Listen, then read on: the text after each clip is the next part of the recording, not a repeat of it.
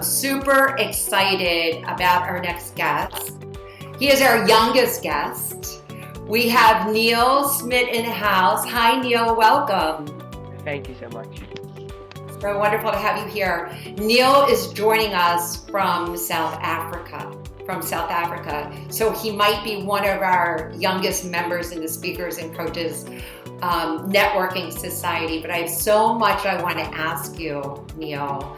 And I just want to jump in and say that it takes a lot of courage. I know that there are people watching today that would like to go live, that would like to video, would like to actually share their message and turn that video camera on. And so I want to start by saying that for you to do this, do you have any butterflies? I know I asked you this the other day, but how are you able to move through the mindset piece of what somebody going to think of me to actually even be on video with us here today?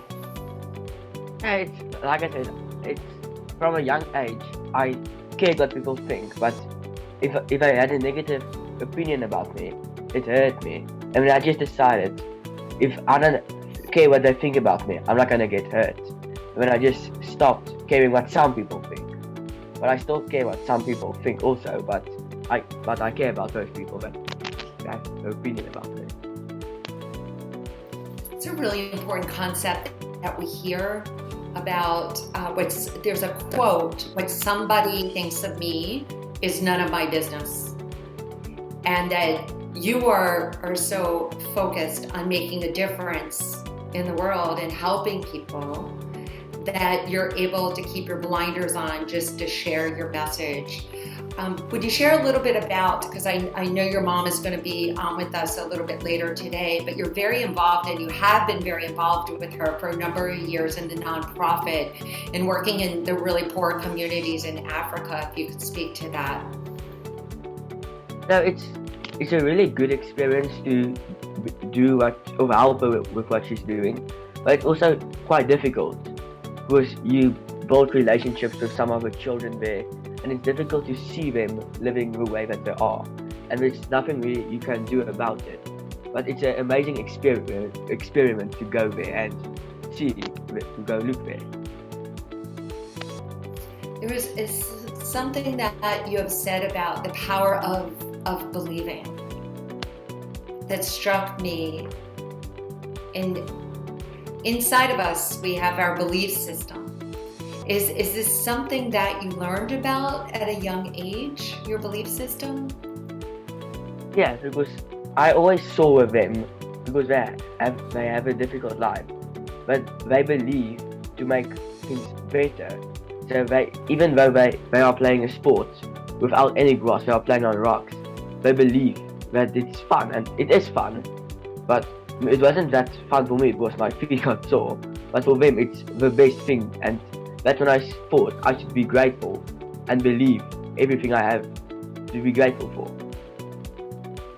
Who are your role models? Who do you look up to?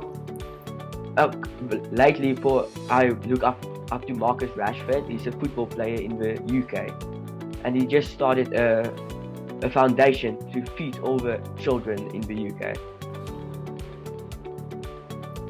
And how did you find? Is it through books, or is it through movies or TV shows, or through sports online? Sorry, I didn't get you. As role models, how did you discover him? Oh, it's through sports. Because I support Man United, and I just watch them play. And when I hear stories from what they're doing off the pitch, and just incredible what he's doing, and that's a role model for every child out there for what he's doing. When you were growing up, the most fascinating thing about children, I'm a new grandmom, and my boys are now adults, and is to see the wonder in a young child's eyes, see the light in a young person's eyes, and their imagination is so vivid. at a young age, and then at some point it just the light starts to many times go out of somewhat. And what would you say as far as to keep your imagination alive? What are some of the ways that you do that? I feel to stay positive, because as you get older, there becomes more responsibilities, and then you look at life more different from when you were 4 years old.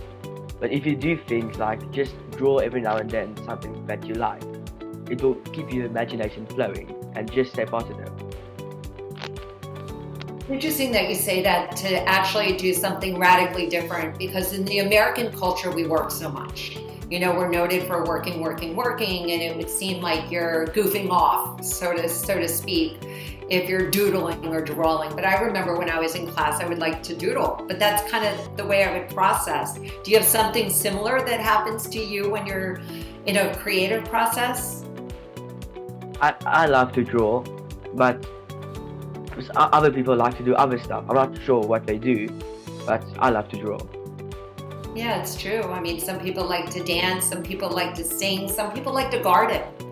You know, so some people really like to clean and tidy and organize. It's different for each one of us.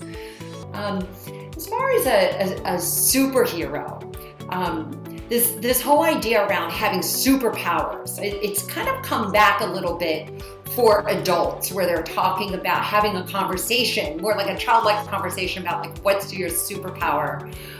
Is there a superhero or is somebody that you feel like maybe you pretended you were when you were young and that's still your hero today? When I was younger, I loved Superman because of all the abilities that he had. He had the flying, the lasers, and everything. And he was so powerful. There was only one thing that could stop him. And that's how I felt as a child. Yeah. You still think about that? Still think about those traits, those characteristics about being unstoppable? Sometimes, but like I said, when you get older, things get more realistic. And when you maybe you want to go in for a new challenge, but you're too afraid that you won't be successful. But if you never go in, you will never know if you will be successful. And to close with, what is a goal that you would like to achieve in the next coming year?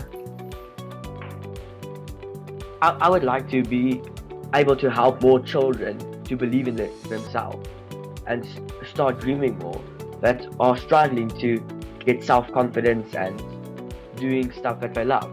Because I know there are a lot of children out there that wants to be something, but they are too afraid that their parents won't allow it, that their friends will make fun of them. And I want to help them feel more confident about themselves.